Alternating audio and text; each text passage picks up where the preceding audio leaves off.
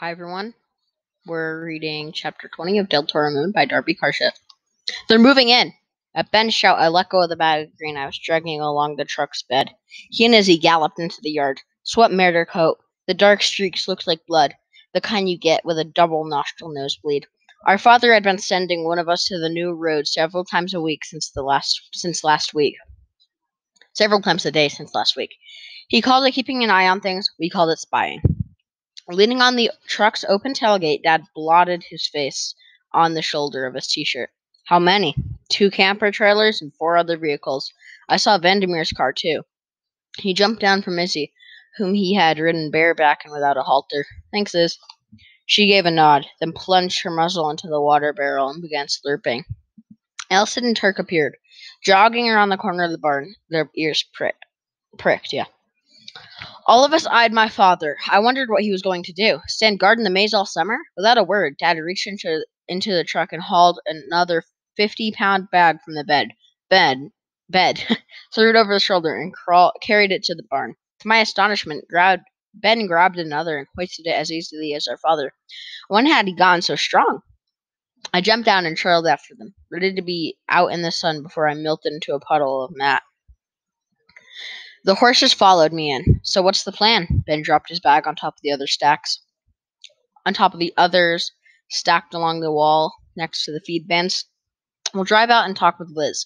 With any luck, Aubrey told her and the others about the attack last week. We'll use that as an excuse to warn them once again. Dad shifted the bags and stacked them more evenly. Not that that will do much good at this point. You think Dr. Vandermeer is going to go for the whole wolf thing? I mean, she grew up here, right? All we can do is try. Matt, in the meantime, we'll keep destroying as many scanners as possible. What about Albury? Ben slapped horsehair from his shirt. He said the maze was off limits to the public. He is free to try and stop us. Dad eyed Ben and me. Can you two handle it if we step up hunting? Yeah, if we step up hunting, sorry. We both nodded. He turned towards the horses. Elsid, need you ask, Javier? Hey, an idea flared to life in my head. Maybe we should let them go get a look at a skinner or two first. Might be enough to scare them off. Problem solved. Or it may bring a flood of biologists and other scientists into the maze, Dad pointed out, making the situation even worse. No, we stay under the radar and do this our own way. He looked down at his clothes. Clean up, then we will head over there. Are we taking the truck? Ben asked. No, you're not. Elsid stuck his nose in, literally. We'll be able to hear or smell if those monsters are anywhere near the camp, Besides, Izzy said, eyes dancing, it's a hoot watching Alvarez's reaction to us warhorses, especially you, Turk. Make sure to snort and stomp in a threatening manner when you're around the man. I could stomp on the man, Turk offered. 20 minutes later, we were all spiffed up and the horses saddled. Dad made us put on clean tees while he poured on a crisp white western shirt, tucking it in neatly and even dusting off his black Stetson. Hoping to impress a certain female paleontologist, Ben teased. I wondered about that too, but I wasn't going to be the one to ask. Nope, crossing the line with our father was Ben's specialty. Dad shrugged, a sign of respect for visiting others. Speaking of impressions, what is this? He flicked a finger at Ben's hat, a seldom used straw one that was battered and folded to just the right amount of cowboy vintage coolness. Stampede strings hung down the back. I think that's how you say it, sorry. Decorated with a hawk feather. Tell me, my son, are you hoping the crew might include a female college volunteer or two? Never crossed my mind. Ben straightened the hat with a cocky grin. Just a little protection from the sun. Oh, see. The corner of Dad's mouth quirked. The sun. Trotting toward the new turnoff, I spotted something in the distance. We rode closer. A sign with an official-looking seal was stuck on the post, with 2 rods intersected. Research project in session. Approved visitors only. I read it aloud. Thank you for your cooperation. The Field Museum, Chicago. I hear that's in Illinois, Ben said. I shook my head. Man, I can't believe he said that to you, Dad. It is the way of things, my son. People will judge us by our name and looks and my accent. They will think we are uneducated ranch hands or migrant workers or illegal immigrants or worse, drug dealers or other kind of criminals. There are a multitude of stereotypes they will assign to us. He nailed Ben and me with his eyes the color of El Dorado gold. I expect my sons to prove them wrong every time. I made sure I rode tall in the saddle the rest of the way. I noticed Ben did too, as our father did, of course. Caballeros all. I have no idea what that means. Is that their work right? I don't know. I don't remember. Holy moly! I stared down at the camp. They sure didn't waste any time. Tucked in the southwest corner of the valley, the two trailers sat parked nose to nose on either side of a large sandy area, cleared of vegetation. In the middle, a fire ring and camp chairs were ready for use. Open-air tents with folding work tables underneath were clustered to one side of the site. As we watched, personal tents were popping up behind the trailers, creating a cluster of Gore-Tex igloos. Then why are we? Tark grumbled. I didn't come here just to stand around and pass gas. He jumped. Wait, what? I don't know why he's saying that. I didn't come here just to stand around and pass gas. He jogged down the slope with my father.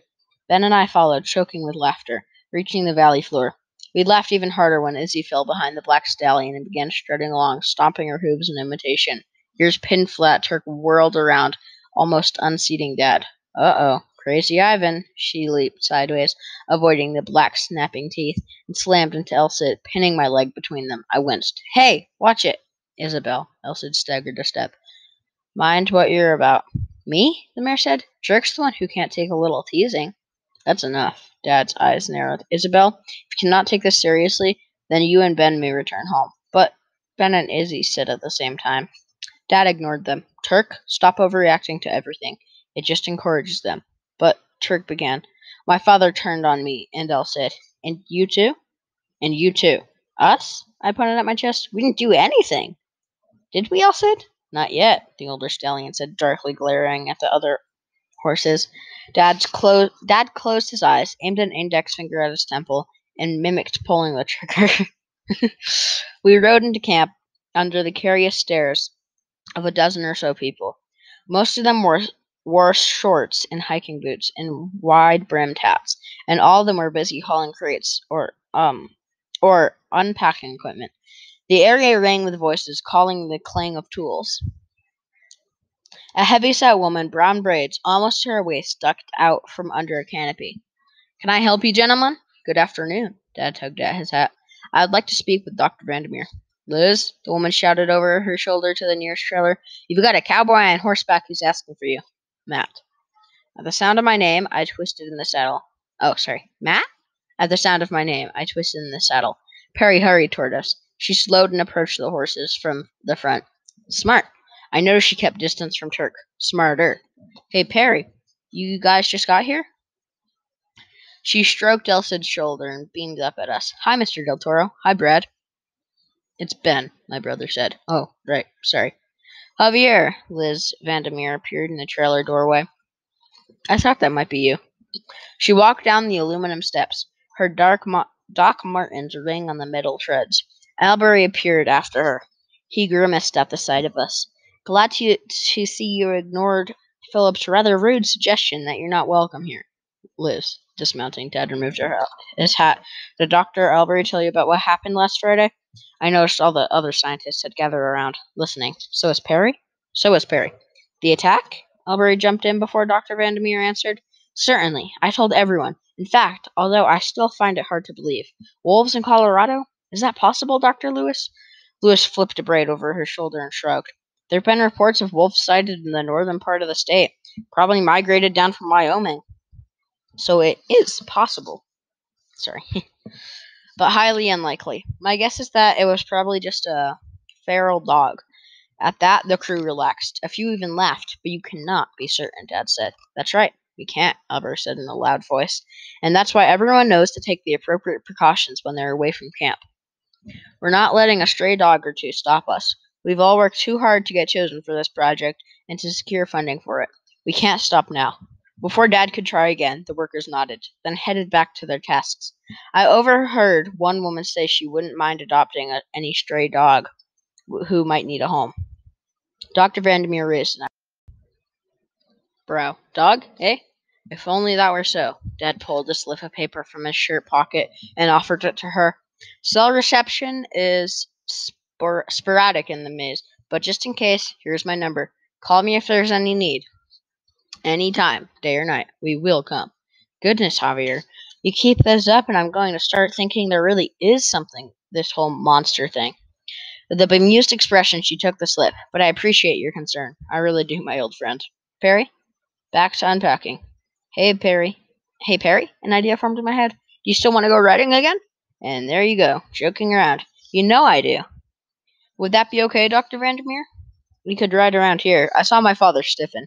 I widened my eyes and shot a glance at him. Trust me, Dad. I know what I'm doing.